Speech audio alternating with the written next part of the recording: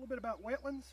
There's a little bit to understand about wetlands before we get into the types. First off, wetlands have to have one, wetland plants, two, hydrology of a wetland, which means water flow of some sort, and then three, wetland soils, which means soils that are inundated with water. Here, we have that. We have all this really wet ground. We have this wetland plant like this peat moss right here, this sphagnum moss, and we have some other indicators. I don't have a soil core, but if I was to take a soil core from here, it would sort of be a grayish blue color, which indicates a wetland. Why would that indicate a wetland over, say, reddish colored soil? The reason is wetlands are inundated with water. What that means is very little dissolved oxygen in this water due to decomposition. So if I were to take a soil probe, put it in the ground, I'm not going to get a very rusty color because there's no oxygen in it. If I were to go right over here in some of these higher grounds, I would get rusty red color because there's oxygen in there. Here, the oxygen is all locked up inside the water molecule, so it's not able to get out and actually oxidize these soils. So we expect to find really kind of a bluish, gray, green color even in these soils. It kind of depends. Now that we understand what makes a wetland, let's talk about the four types.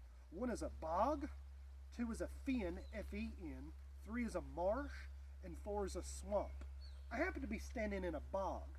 Bogs are dominated by peat moss. This is peat moss here. And when we wring it out, water will come out of it. It's very, very wet. This peat moss makes these soils very acidic in nature. And when they're so acidic, they actually have a decomposition rate that's much lower than, say, other wetlands.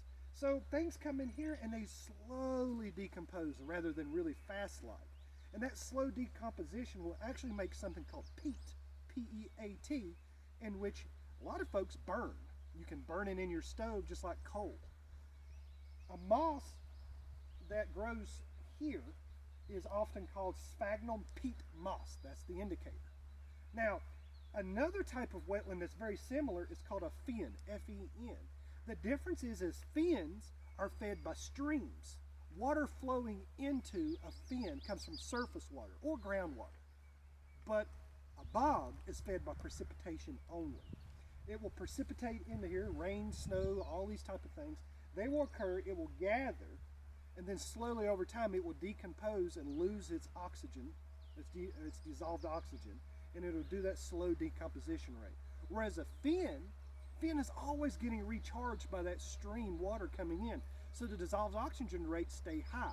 If you remember back in General Biology 1, you have something called aerobic respiration and anaerobic respiration.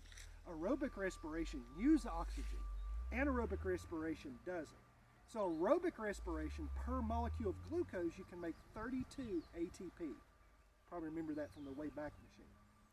In anaerobic respiration, you only make 4 ATP per molecule of glucose.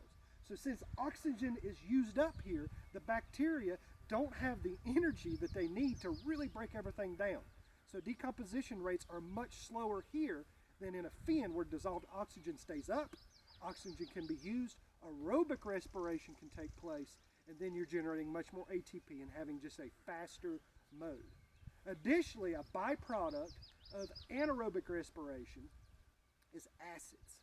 Acids lower the pH. That's what we're seeing here. We'd have a very low pH due to anaerobic respiration taking place.